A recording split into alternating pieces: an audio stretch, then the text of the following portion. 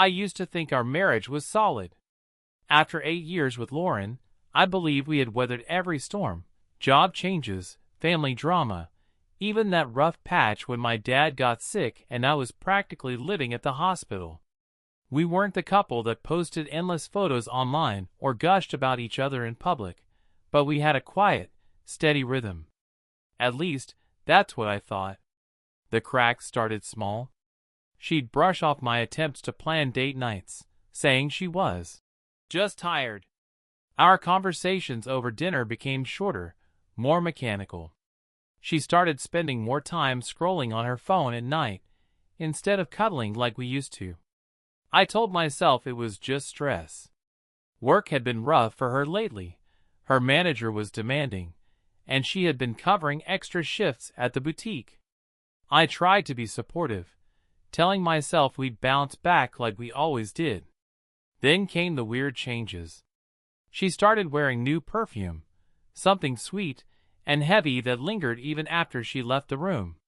She put more effort into her appearance when she just stayed home, and I noticed new lingerie tucked in her drawer, pieces I hadn't seen before. I asked her about it once playfully. She laughed it off, saying she'd bought it for me. But we never seemed to find the right time to use it. The day it all began, I was working from home.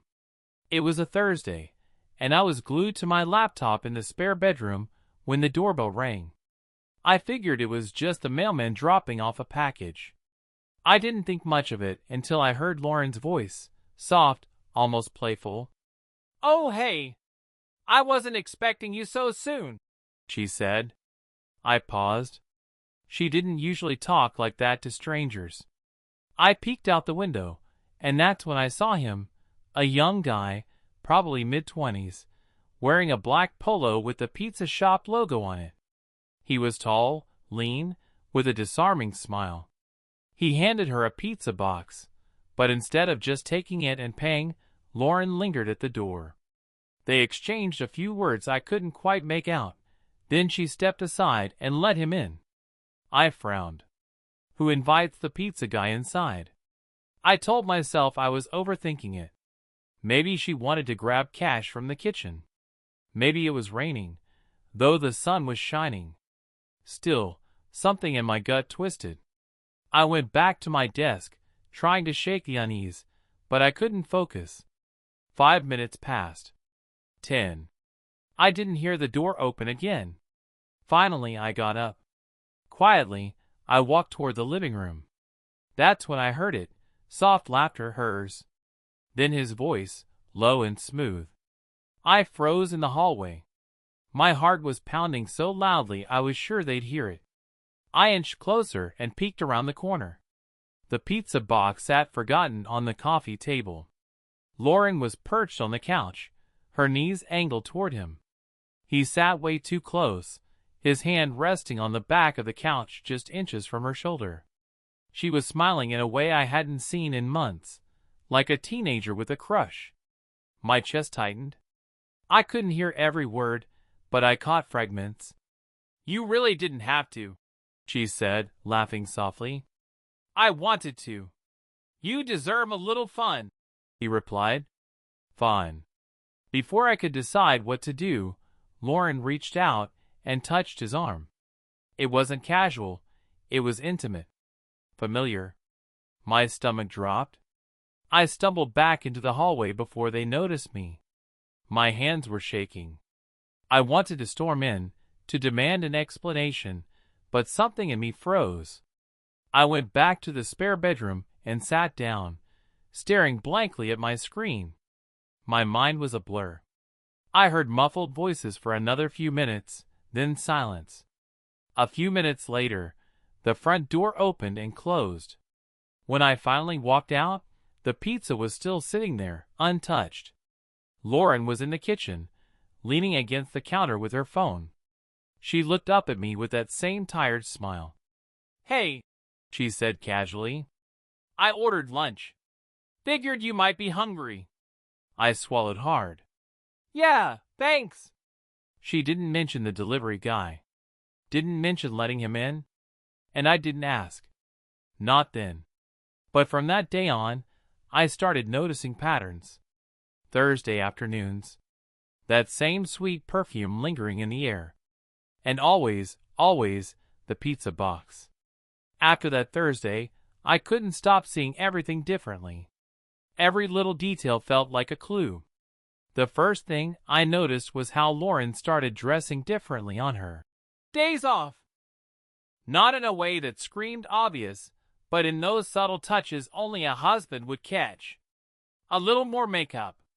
Her hair always perfectly styled, even if she wasn't going anywhere. She claimed she just wanted to feel good about herself. But I knew my wife. She was never that meticulous unless she was planning to see someone. The second thing was the smell. That same perfume lingered on the couch, on the throw blanket she curled up with, even in the hallway some afternoons when I came out from my home office. It wasn't my cologne mixing with hers. It was something else. Something foreign. I tried to brush it off. I told myself I was overthinking, letting one awkward afternoon cloud 8 years of trust. But the unease wouldn't go away. So I started paying attention, really paying attention. The pizza guy started coming regularly. Thursdays. Always Thursdays. It became so predictable, it was almost laughable. She'd order lunch around 1 p.m., and by 1:15, he'd be at the door. Sometimes, I'd quietly slip my headphones on in the office, but I wouldn't play any music. I'd just listen. There'd be small talk. Then the soft sound of the door clicking shut. Then silence. The kind of silence that screamed too loudly. One Thursday, I decided to test her. Around noon, I told her I had an unexpected meeting at the office and would be gone all afternoon. She barely reacted, just nodded and smiled faintly. But I didn't leave. I parked a few streets away and walked back quietly. Through the narrow gap in the curtains, I saw him, Marco. I finally caught his name when she said it at the door. Marco, the pizza guy. Young, tan, that smug, easy confidence of someone who didn't have anything to lose. And there she was, standing barefoot in the doorway, holding the pizza box with one hand and brushing her hair back with the other. She smiled at him in a way she hadn't smiled at me in months. Then she stepped aside and let him in. I can't describe the feeling. It was like someone had punched me in the chest, then poured ice water straight into my veins.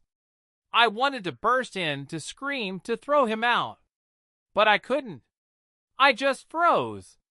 After 10 minutes, he hadn't come back out. 15. My mind was spinning. I told myself maybe he was just talking, maybe they were just, what? Sharing a slice of pizza? Laughing about the weather? My stomach churned with the lies I was telling myself. When I finally went inside after they were gone, the house felt heavy. Too quiet. The pizza box was there again, untouched. And Lauren was humming to herself in the kitchen, scrolling through her phone like nothing had happened. Thought you were at the office all day, she said without looking up. Yeah, I said, forcing my voice to sound normal. Meeting got canceled. She nodded. Well, there's lunch if you're hungry. I stared at her. Did you have someone over? She blinked at me. What? No. Why? I don't know, I said, my voice tight. Just felt like someone was here. She gave me a small laugh, the kind that felt rehearsed. You're being weird, babe. That night, I couldn't sleep. I lay awake staring at the ceiling, replaying everything. The laughter, the lingering perfume, the untouched pizza. The next week, I couldn't help myself. I installed a small camera in the living room, tucked away in the bookshelf. I hated myself for doing it. I hated what it said about where my trust had gone. But I had to know. Thursday came. I told her again I'd be out for the afternoon. And again, Marco showed up like clockwork. That evening, after she went to bed, I watched the footage. I don't think anything could have prepared me for the sight of her. My wife. My Lauren. Sitting on the couch with him, laughing, leaning into his touch. His hands on her waist. Her lips on his. I watched her pull him closer. Watched her look at him the way she used to look at me. I turned off the video halfway through, my stomach lurching. I sat there in the dark, gripping the edges of my laptop so hard my fingers hurt. My mind was numb. I couldn't cry. I couldn't scream. I just sat there hollow, staring at the blank screen. The next morning, she kissed my cheek like nothing was wrong. I'm meeting Mia for coffee later, she said casually. Don't wait up. I stared at her, wondering how long she'd been lying like this. Wondering how many times I'd kissed her after she kissed him. Something in me snapped. I needed answers. I needed the truth from her own mouth. I decided next Thursday I wouldn't hide. I'd wait for Marco to show up. And this time, I'd be the one opening the door. The following Thursday felt like waiting for a storm I knew would destroy everything. I barely worked that day. Every minute crawled by as I rehearsed what I'd say, how I'd handle it. But the truth was, no matter how many scenarios I played out in my mind, nothing could have prepared me for the moment. Around 1:10 p.m., I heard her in the living room. She was humming, probably straightening up like she always did before he arrived. I stayed in the kitchen, pretending to scroll on my phone, but my pulse was hammering. Then the doorbell rang. My heart kicked into overdrive. I could almost hear my own breath. Lauren walked over, probably expecting her secret slice of excitement. She opened the door with that same soft laugh I'd heard so many times before. "Hey," she said. But before Marco could respond, I stepped into the doorway. His smile faltered instantly. He was holding a pizza box, his easy confidence draining as his eyes darted between me and her. He started, his voice unsure for the first time. Lauren froze. Her face went pale, then flushed red so fast I almost thought she was sick.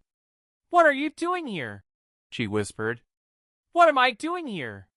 My voice was calm, too calm. "What are you doing?"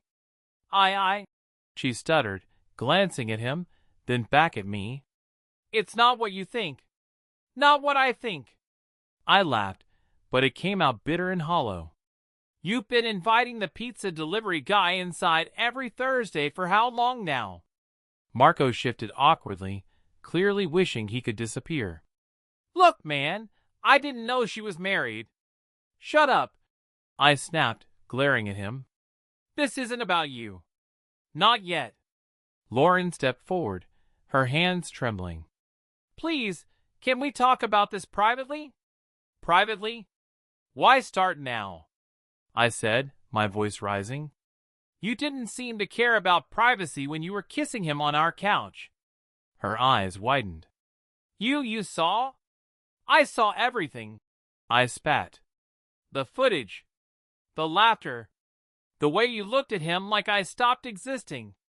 She covered her mouth, tears spilling instantly. I didn't mean for this to happen. It was an accident." I cut in. "A mistake? Don't insult me, Lauren. A mistake is spilling wine on the rug. This was deliberate. Over and over." Marco mumbled something about leaving and took a step back, but I blocked the door with my arm. "No. You're going to stand right here and listen to the mess you helped create." Lauren turned toward him, panic in her voice. "Just go, please." "No, let him stay," I said coldly. "He should hear what you have to say. In fact, I want to hear what you have to say. Why him, Lauren? Why a stranger with a pizza box instead of your husband?" She wiped at her face, her voice breaking. "I don't know. You were always so distant lately. You were busy, distracted, and Marco, he made me feel noticed again. Wanted. I repeated, incredulous. You were wanted every single day, but you didn't see it because you were too busy chasing cheap thrills with someone who doesn't even know your middle name." Her lip quivered. "I was lonely." I laughed bitterly. "Lonely? You weren't lonely. You were bored. And instead of talking to me, instead of fighting for what we had, you took the coward's way out." She fell silent. The room was thick with the weight of it all. I stepped back from the door. "You know what? You two deserve each other. Take your pizza and get out of my house. Both of you." Marco hesitated. "Look, man, I really didn't." "Go," I snapped. He didn't argue. He placed the pizza box down on the table and bolted like a scared kid. Lauren stayed. She just stood there, shaking, staring at me like she wanted to say something but couldn't find the words. "Pack a bag," I said quietly. "Go stay with your sister. Or your mom. Or whoever. I don't care where. Just not here. Not anymore." Her knees buckled slightly. "Please, can we try to fix this?" I swear it didn't mean anything. "Didn't mean anything?" I cut in. "You let him touch you in the house we built together. You made a choice. And now I'm making mine." She sobbed quietly, covering her face. I didn't move. I didn't comfort her. I couldn't. After a long, agonizing pause, she turned and went upstairs. I heard drawers opening, the zipper of her suitcase, the soft creak of the closet door. When she came back down, her eyes were swollen. She stopped at the door, hesitating. "I'm sorry," she whispered. I didn't reply. She left. I stood in the doorway, staring at the empty driveway, feeling nothing. Not anger. Not sadness. Just a hollow quiet that echoed louder than any argument ever could.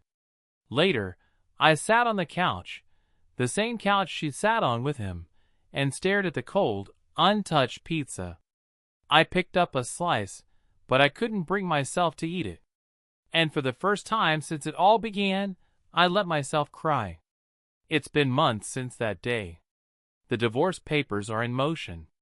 I've started therapy, trying to piece myself back together. People tell me I'll find love again someday, that I'll heal. Maybe they're right. But right now, all I feel is the lingering taste of betrayal. Funny thing is, I can't even look at a pizza box without feeling sick.